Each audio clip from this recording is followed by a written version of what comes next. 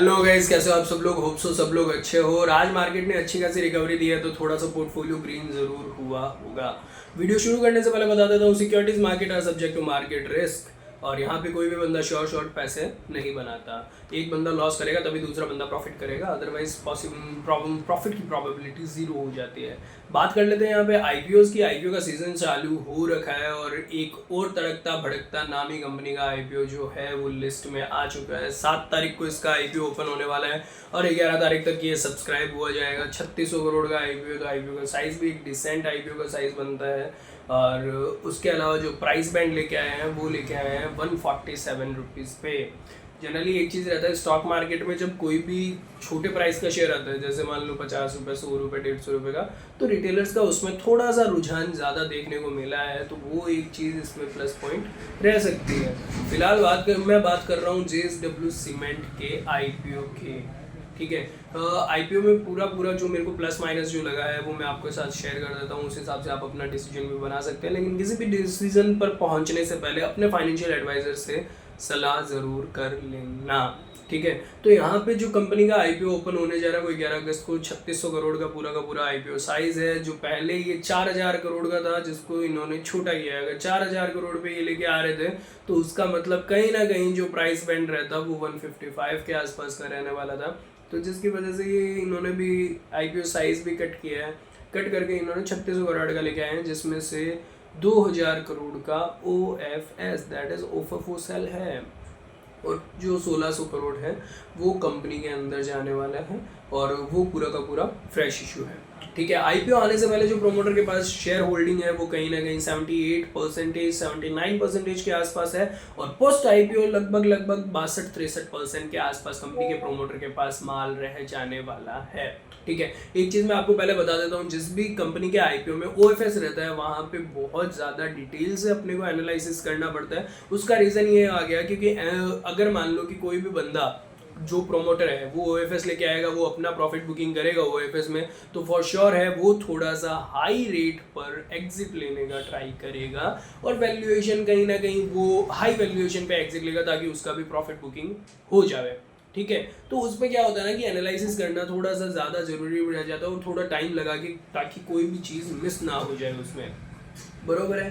तो फिलहाल मैं आपको ये बता देता हूँ कि कंपनी जो 20,000 करोड़ का वैल्यूएशन डिमांड कर रही है, 20,000 करोड़ के वैल्यूएशन पे कंपनी अपना आईपीओ प्राइस बैंड लेके आ रही है, और कंपनी फिलहाल 2025 में लॉस में है। राइट, अब कंपनी में जो चीज़ें नेगेटिव मेरे को नज़र आ रही है वो मैंने लिख के भी रखी है, और आप अगर आरएचपी पढ़ोगे तो आरएचपी में आपको पता चल जाएगा।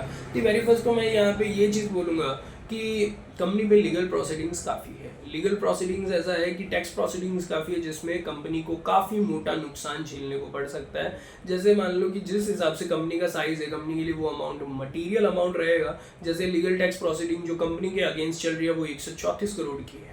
ठीक है, उसके अलावा रही बात दूसरी, जो कंपनी के प्रोमोटर है, प्रोमोटर पे जो टैक्स प्रोसीडिंग्स लीगल प्रोसीडिंग्स चल रही है उसका अमाउंट कहीं ना कहीं 302 करोड़ के आसपास का आता है, और जो सब्सिडीज है, सब्सिडीज पे तकरीबन 40 करोड़ का जो है लिटिगेशंस चल रहा है। लिटिगेशंस इन द सेंस मैं आपको बताऊं क्या होता है ना कि कुछ टैक्स प्रोसीडिंग जिसमें टैक्स नहीं भर रखा हो, या फिर कंपनी और इनकम टैक्स वालों में या जीएसटी डिपार्टमेंट में कन्फ्लिक्ट होगी, इसका क्या ट्रीटमेंट हो, वो सारा का सारा केसेस में पेंडिंग रहता है, और वो उसकी वजह से कंटिजेंट इनके पास लाइबिलिटी भी आ सकती है, और ये अमाउंट एक मटीरियल अमाउंट बन जाता है, क्योंकि इनकी जो सेल है वो 5,080 करोड़ 6,000 करोड़ के आसपास की है सेल, तो ये एक मटीरियल अमाउंट बन जाता है। उसके अलावा रही बात दूसरी, कंपनी को 1600 करोड़ कहाँ यूज़ करने वाली है। 1600 करोड़ में से 800 करोड़ जो है वो कंपनी यूज़ करेगी नागौर में। ये अपना मैन्युफैक्चरिंग प्लांट एस्टेब्लिश करने वाली है, अपना पड़ोसी हो गया। तो जैसे नोखा से नागौर बहुत 50 किलोमीटर का डिस्टेंस में है, तो नागौर में इनका जो एक प्लांट एस्टेब्लिश होने वाला है, वहाँ पे ये मैन्युफैक्चरिंग प्लांट जो बनाएंगे उसमें 800 करोड़ का खर्चा आने वाला है, और 520 करोड़ का कंपनी डेट है जो रीपेमेंट करेगी। डेट के हिसाब से भी मैंने कैलकुलेट करके देखा, डेट अगर मैं 12% का इंटरेस्ट भी मानूं, जो कि जनरली होगा नहीं, 10-12% का अगर अपनी इंटरेस्ट माने, तो 60 करोड़ का है जो कंपनी प्रॉफिट नेक्स्ट टाइम से एक्स्ट्रा कमाएगी ईयरली। तो वो भी कैलकुलेट करके मैं देख चुका हूँ, आगे बताता हूँ मैं आपको। और बचा जो 280 करोड़ वो रहेगा जनरल कॉर्पोरेट पर्पस पे।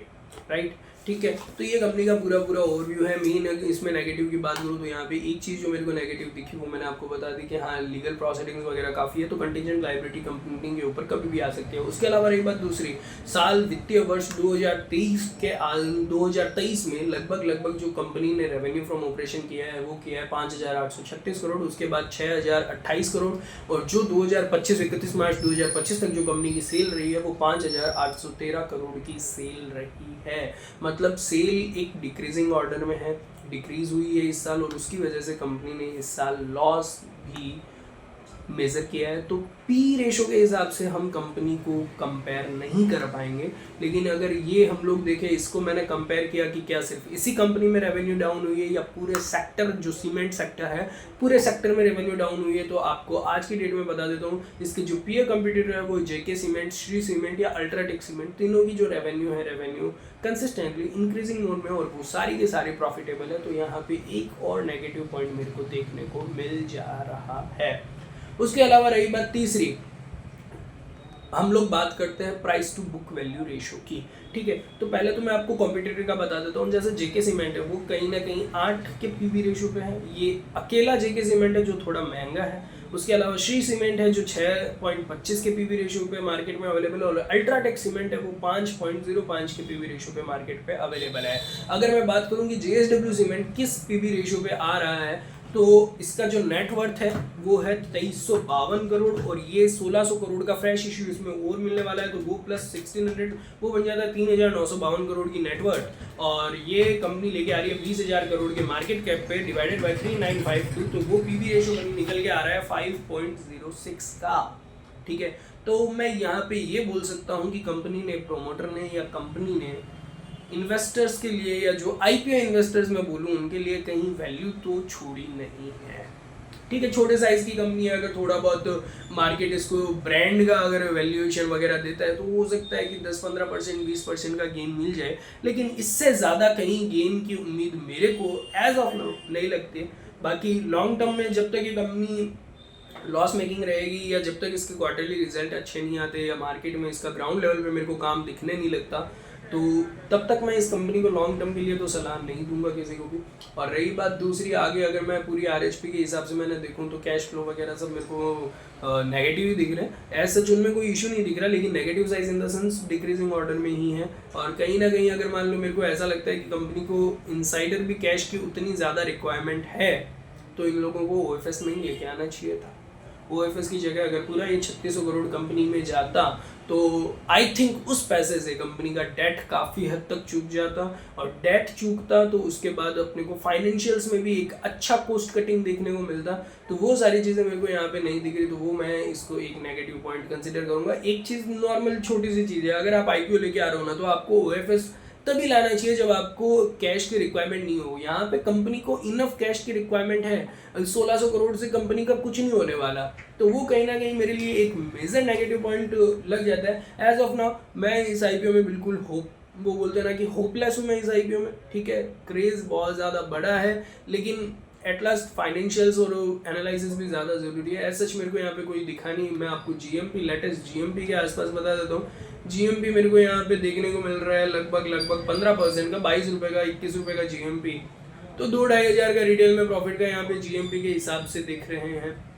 वो ओएफएस है तो ओएफएस के हिसाब से वो तो छोटा बहुत रहेगा ही, तो लॉन्ग टर्म होल्डिंग का तो बिल्कुल भी नहीं रहेगा मेरे हिसाब से। और उसके अलावा रही बात दूसरी, अगर आपने देखें अगर जीएमपी चलता है और क्यूएबी का सब्सक्रिप्शन अच्छा हो सकता है तो लिस्टिंग गेन के हिसाब से पैसा लगाया जा सकता है, लेकिन है थोड़ा सा रिस्की। वैल्यूएशन एट पार ही है, मेरे को यहाँ पे वैल्यूएशन की कोई भी बीच में गैप नहीं दिख रहा कि रिटेलर्स को या इन्वेस्टर्स को गेन मिल जाए, वो मेरे को यहाँ पे नहीं दिख रहा। ऊपर से कंपनी लॉस मेकिंग है, तो वो चीज़ और नेगेटिव पॉइंट रहेगा, ठीक है। इसी के साथ आपको अगर और कुछ जानकारी चाहिए हो, व्हाट्सएप चैनल पे मेरा डिस्क्रिप्शन में व्हाट्सएप चैनल का मैं लिंक दे रहा हूँ, वहाँ से आप मेरे से कनेक्ट भी कर सकते हो, आपको काफ़ी चीज़ों का आइडिया भी लग जाएगा। और मेरे साथ जुड़ना है तो भी आपको व्हाट्सएप चैनल पे सारी की सारी डिटेल्स मिल जाएगी, आप मेरे से कनेक्ट कर सकते हो। बाकी आप अपना क्या डिसीजन बनाते हो कमेंट करके ज़रूर बताना, आईपीओ लगा रहे हो कि नहीं लगा रहे हो। एज ऑफ नाउ मेरा तो इनडिसिसिव रहेगा ये, क्योंकि मैं कहीं ना कहीं इसको अवॉइड ही करूँगा। और उसके अलावा रही बात दूसरी, अगर जीएमपी अच्छा खासा चलता है, क्यूआईपी का सब्सक्रिप्शन अच्छा खासा आता है, तो मैं इसके बारे में सोच सकता हूँ। बाकी I am hopeless, long run में तो बिल्कुल होपलेस। जब तक अच्छे क्वार्टर के रिजल्ट नहीं आते तब तक आई एम होपलेस। और उसके अलावा रही बात दूसरी, शॉर्ट टर्म में लिस्टिंग इन मिल जाए तो मिल जाए, बट वो रिस्क वाला रहेगा। बाकी आप क्या कर रहे हो, आप कंक्लूजन अपने फाइनेंशियल एडवाइजर से कांटेक्ट करके बनाएं। ठीक है, इसी के साथ बाय बाय, टेक केयर, मिलते हैं आपसे नेक्स्ट वीडियो में।